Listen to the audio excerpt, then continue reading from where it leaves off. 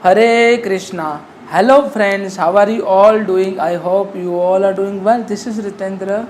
I am preacher of Bhagavad Gita. Today I am going to talk about Sankhya Yoga, the principle of Sankhya Yoga philosophy.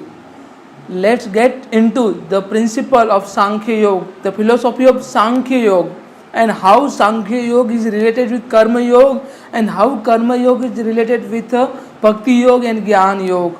But before I start my lecture, I would like to introduce Srimad Bhagavad Gita. This is Srimad Bhagavad Gita as it is written by A.C. Bhaktivedanta Srila Mahaprabhupada. This is most authentic source. This is why I would like to read Srimad Bhagavad Gita. I would love to read Srimad Bhagavad Gita and follow this Srimad Bhagavad Gita from ISKCON temple. And I would say Srimad Bhagavad Gita is neither religious book nor spiritual book, but in true sense, it's pure book of the science and humanity. I am trying to propagate a humanity on the basis of Srimad Bhagavad Gita and trying to morally motivate to those people who are actually frustrated and attempted to commit suicide on the basis of Srimad Bhagavad Gita, because we can easily motivate anybody on the basis of Srimad Bhagavad Gita, because Srimad Bhagavad Gita is the best book for motivation, for the inspiration, for the self-motivation as well as for the group motivation. So let's start the fundamental principle of Sankhya Yoga. Here Lord Krishna talk about we have to understand the metaphysics, epistemology as well as logic and anaxiology, ethics of Sankhya Yoga. This is most important. The ethics of Sankhya Yoga, that is most important.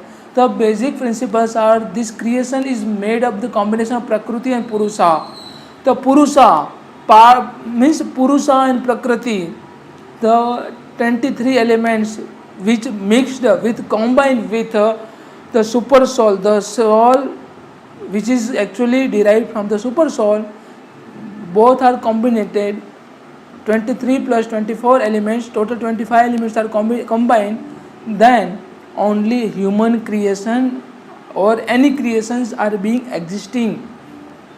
According to Sankhya Yoga, I would have to elaborate. According to Sankhya Yoga, this creation is made up of combination of Prakriti and Purusha. Prakriti and Purusha. And it is logic behind, it has a logic behind, that is the Prakriti is only non-living element. The Prakriti is non-living entity, non-living element, our physical body.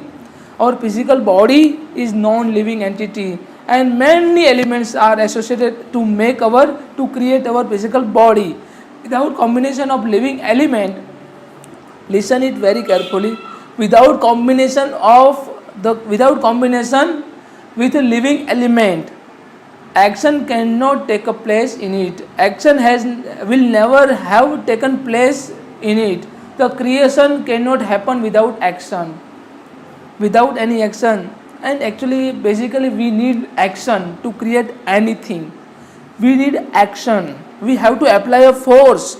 We have to do something to create something, no? In order to create, and living entity can only create a living entity. Non-living entity can't create anything. This is very important. On the other hand, Purusha is only living element. Purusha is only living element. It can't action without help of non-living elements.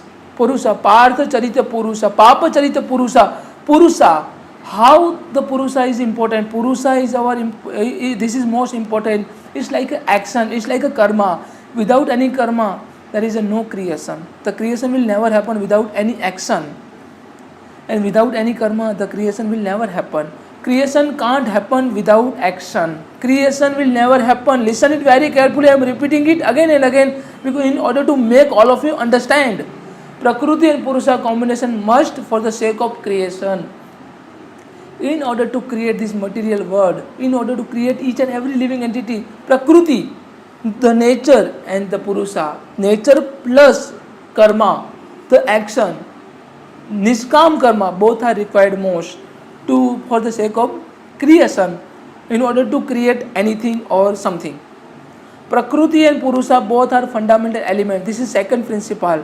Both are Prakriti and Purusha equally important. Prakriti and Purusha both are fundamental elements for the creation. As for the Sankhya Yoga, Sankhya consider Prakriti and Purusha as a fundamental element, considered as eternal, and infinite considered as a truth. fundamental element considered as a element and infinite, considered as a truth, but consider Prakriti as a non-living entity or non-living things. Prakriti is only non-living entity or non-living thing, and Purusha as a living thing. Consider Prakriti as a tri-qualitative, and Purusha is without property. Prakriti has a many quality, tri-quality, multi-qualities, but Purusha there is no quality, there is only energy. And if the energy is situated within the body, within a non-living entity, the action will happen. Otherwise, action will never happen. Prakriti and Purusha are complementary in terms of creation according to Sankhya Yoga. As per Sankhya Yoga, Prakriti and Purusha, listen it very carefully. Prakriti and Purusha are complementary in terms of creation according to Sankhya Yoga. This is most important. Let's go toward the third principle. Purusha is independent entity and he is many. Purusha is independent. Purusha is never dependent on the Prakriti. But combined with each other, the action will happen and creation will happen. Consider Purusha, the soul is independent entity. As per our perception, as per our derivation, we can consider that Purusha, the soul is independent entity. Soul is always independent entity, and it don't consider as a part of Brahma, consider as a fundamental element in itself. Sankhya accept an independent entity of the soul in each and every organism. In each and every organism.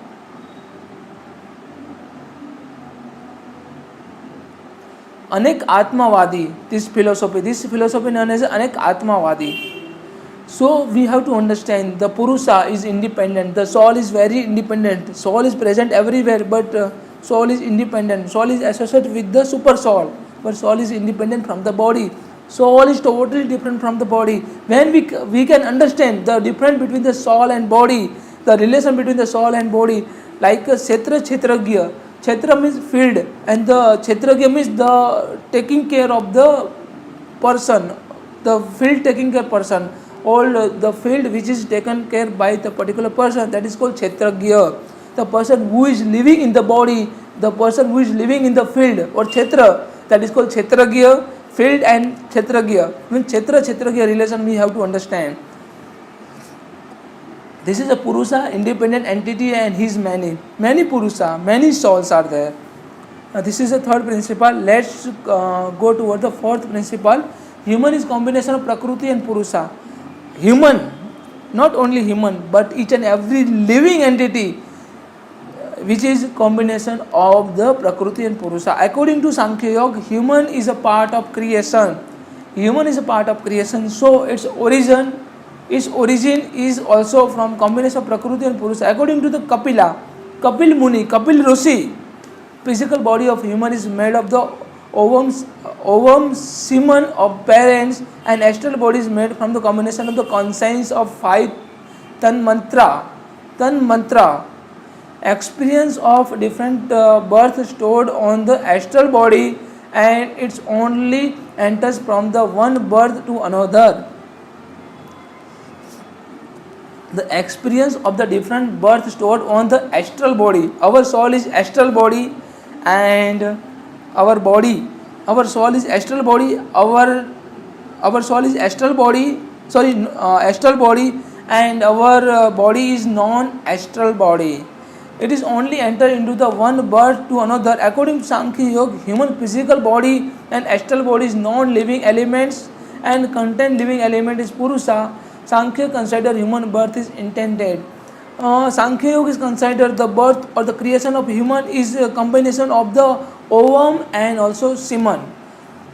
In a male there is semen, in a female there is ovum. There is a astral body and non-astral body, both combined with each other, and human creation will happen. So this is all about parapsychology. In astral body, non-astral body, we have to understand. Apart from our non-astral body, there is astral body. This is our soul. And this is all about parapsychology. We have to understand the principle of parapsychology, because on the basis of this metaphysics, this is all about metaphysics. We have to understand this thing. And human development, let's move toward the fifth principle. Human development depends upon its both living and non-living elements. We all are depend upon the non-living and living elements. According to Sankhya Yoga, human is combination of Prakriti and Purusha. Human is combination of the Prakriti and Purusha. Its development depends on the two elements. The development of its is depend upon the two elements. The term Sankhya, human development, has a three different direction. Human body has a three different direction. One is physical, mental and spiritual. You have to understand this. Physical, mental and spiritual. Actually, we all consider as per psychology, neuropsychology, and there are different field of psychology. We would consider physical and mental, but we are not considering the spiritual thing, because on the basis of spiritual things we can develop ourselves, we can get a super knowledge, we can get a supreme realization or self realization. We can get to know about the relation between the soul and super soul, what kind of relation all of us with the supreme, with the super soul. We have to understand this thing. Ultimate object, let's move toward the sixth principle. Ultimate objective of human birth is salvation. Why should we have to take a birth?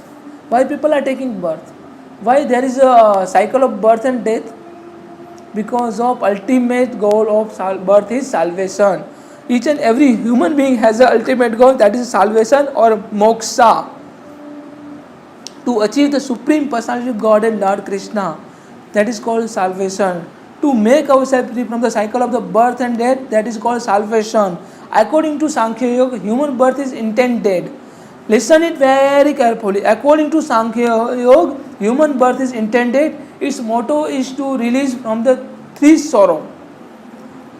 The motto of our birth is to release ourselves from the three sorrows, called salvation. And why three sorrow experience? When Purusha, forgetting its original form, Purusha forgetting its original form and consider himself a buddhi, then he experience sorrow other. He is different from all these. When we consider we are not soul, we are only body, and when we start to consider only ourselves as a buddhi, intelligence, there is no existence of super soul. Only this kind of philosophy, only these kind of things will definitely make all of us fall into the sorrow, and will never make all of us free from the cycle of the birth and death, and that kind of person will never achieve the salvation. When human identify original form of his soul, then he is free from the three sorrows, get a salvation. Human identify original form, our original form is soul, हमारी आत्मा हमारा original form है, and get a salvation. Human who is free from the experiencing of three sorrow is in current life is called jivan mukha salvation in life. We have to enter in the जीवन मुखा, we have to enter in the salvation in life. We have to enter जीवन मुखा, the mouth of life, that is जीवन मुखा. In Sankhya Yoga, who is free from the experiencing of the three sorrows after death is called Videha Mukta. Videha Mukta, salvation without body.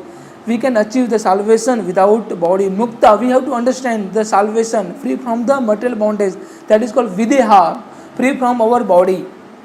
This is sixth principle. Let's go toward the seventh principle.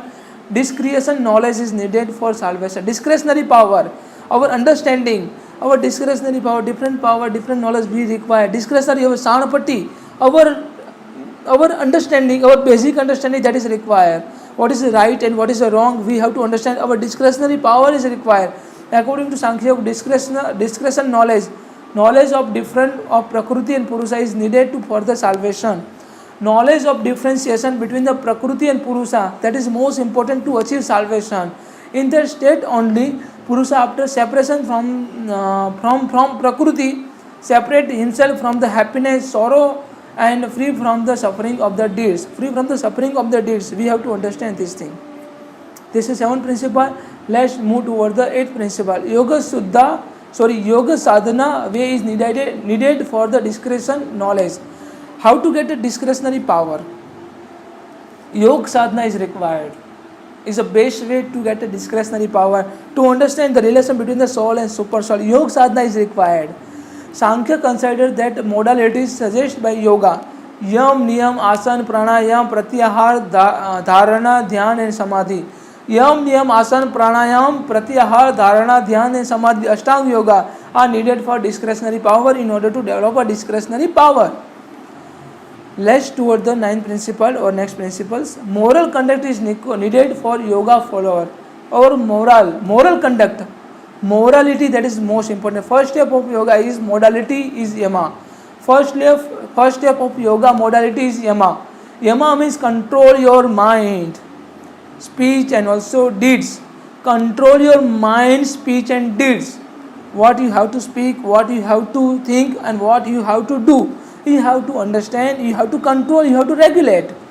Yoga considers that truth, non-violence, anti-theft, no storage of the things and celibacy are the must be followed for it.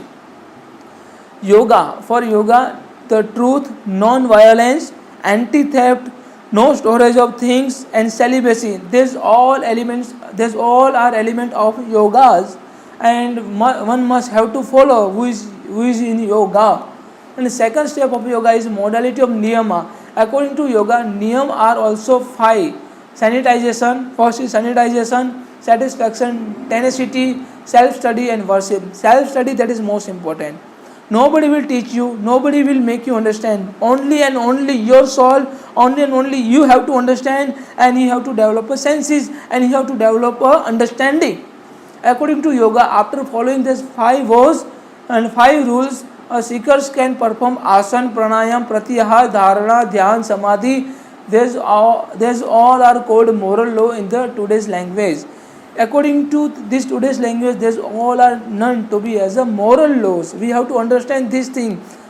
How to develop a morality? By this way, only we can develop a morality. Yam, niyam, asan, dharana, dhyan, samadhi. We can understand. Asan, pranayam, pratyahar, dharana, dhyan, samadhi. We can understand.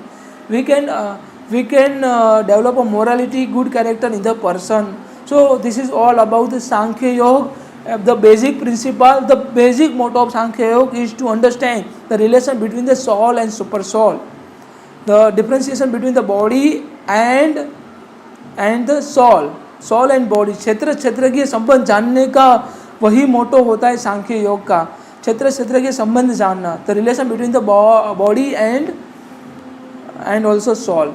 So thank you so much. I hope you all can understand. If you are having any question, any doubt, then please kindly put a comment. Thank you so much. Hare Krishna. Radhe Radhe.